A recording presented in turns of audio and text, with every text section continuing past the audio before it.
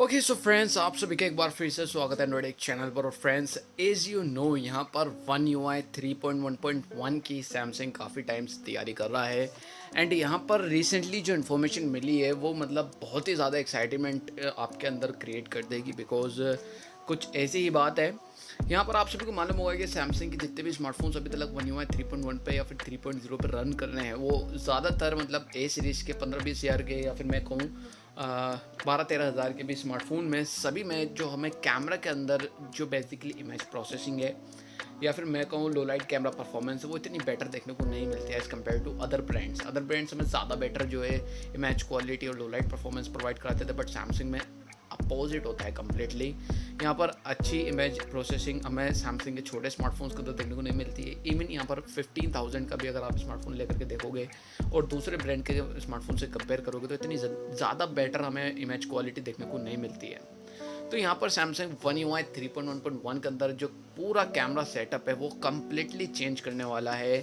यहाँ पर हमें अब सैमसंग के जितने भी स्मार्टफोन होने वाले हैं, ए सीरीज़ का हो, एम सीरीज़ का हो या एफ सीरीज़ का हो, सभी के अंदर जिसमें भी वन UI 3.1.1 का जो अपडेट है वो प्रोवाइड किया जाएगा। उस स्मार्टफोन का जो कैमरा सेटअप है वो बहुत ही ज़्यादा अमेजिंग होने वाला है। यहाँ पर ऐसे ही रिसेंटली जो यहाँ पर फीचर्स है, कुछ फीचर्स को बताया गया है कि हमें क्या क्या चेंजेस देखने को मिलेंगे। सबसे पहले चीज़ और सबसे मेजर चेंज जो हमें वन UI 3.1.1 के अंदर देखने को मिलेगा वो होगा इसका कैमरा का प्रो मोड। यहाँ पर जो प्रो मोड मिलता है हमें सैमसंग के स्मार्टफोन के अंदर वो बहुत ही ज़्यादा सिंपल देखने को मिलता है। ISO एंड यहाँ पर basically exposure and white balance इसका जो है हम एडजस्ट कर सकते हैं ज़्यादातर स्मार्टफोन्स के अंदर। एंड अभी से सैमसंग ने कुछ टाइम पहले से ही A51 के टाइम से आई गेस यहाँ पर कंप्लीट जो प्रो मोड होता है वो यहाँ पर देना स्टार्ट किया था, जहाँ पर कि हमें सैमसंग के स्मार्टफोन्स के अंदर मतलब जो फोकस वगैरह उसको एडजस्ट कर सकते हैं। अभी भी यहाँ पर सैमसंग के A सीरीज़ के काफ़ी सारे स्मार्टफोन्स हैं, इवन M सीरीज़ के अंदर भी काफ़ी सारे स्मार्टफोन्स ऐसे हैं जिनके अंदर हम फोकस वगैरह एडजस्ट नहीं कर सकते हैं। तो यहाँ पर फोकस एडजस्ट करने का ऑप्शन देखने को मिल जाएगा, शटर स्पीड एडजस्ट करने का ऑप्शन देखने को मिल जाएगा, जो कि अभी भी हमें देखने को नहीं मिलता है यहाँ पर। और एक्सपोजर कितना जाएगा, क्योंकि मेन चीज़ यही होती है, सैमसंग के स्मार्टफोन जो है ज़्यादा 16-17 सेकंड का लॉन्ग एक्सपोजर लेते हैं। फ्लैगशिप स्मार्टफोन भी कुछ हैं ऐसे अभी भी जो ले लेते हैं। मेरे ख्याल से 10 सेकंड तक का एक्सपोजर जाता था सैमसंग का, अब 16-17 मैंने ज़्यादा बोल दिया। तो यहाँ पर 32 सेकंड का जो एक्सपोजर टाइम है वो हमें देखने को मिल जाएगा सैमसंग के स्मार्टफोन्स के अंदर। यहाँ पर 32 सेकंड तक का लॉन्ग एक्सपोजर सैमसंग के स्मार्टफोन्स कैप्चर करेंगे प्रो मोड के थ्रू।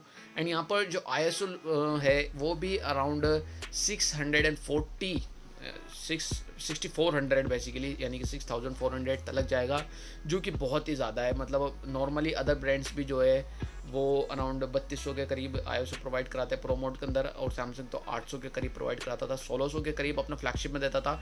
बट अब जो है 6400 ISO जो है मैक्सिमम जाएगा, जो कि मेरे ख्याल से काफ़ी मतलब हेल्प करेगा लो लाइट फोटोग्राफी में। हाँ, उससे नॉइज़ काफ़ी ज़्यादा आ जाती है, बट उसको आप जो है अपने एडिटिंग के थ्रू जो है रिड्यूस कर सकते हो।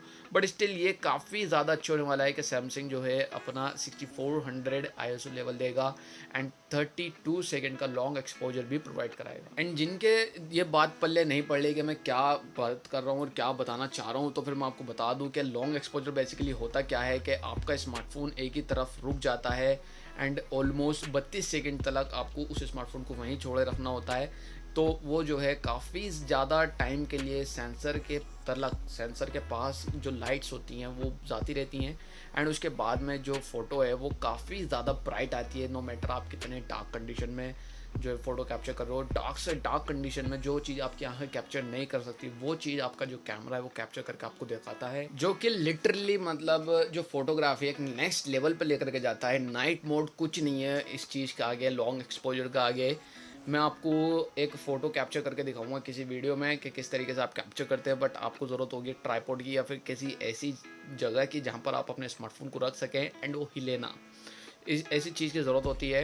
या अगर आप हाथ से भी कर सकते हैं तो फिर कर सकते हैं, बट थोड़ा बहुत अभी अगर मतलब हल्का फुल्का भी ब्लर सा आता है हाथ से, अगर आप बहुत ज़्यादा स्टडी अपने मोबाइल को होल्ड करेंगे तो भी। तो यहाँ पर ये चीज़ होने वाली है। इसके अलावा एक और चीज़ आने वाली है ट्राइपॉड मोड।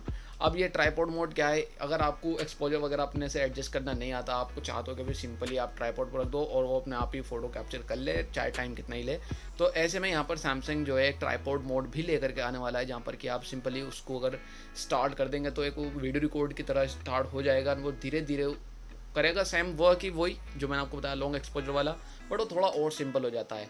मतलब रियलमी और शाओमी के स्मार्टफोन्स में हमें वो चीज़ ऑलरेडी देखने को मिल जाती है ट्राइपॉड मोड, और वो बहुत ही ज़्यादा बेटर और कमाल की चीज़ होती है। एंड यही फीचर सैमसंग अब वन UI 3.1 के अंदर इंक्लूड करने वाला, जो कि मेरे ख्याल से one of the best thing होने वाली है सैमसंग यूजर्स के लिए। एंड सैमसंग कैमरा पे इतना ज़्यादा फोकस कर रहा है तो देख के काफ़ी अच्छा लगा।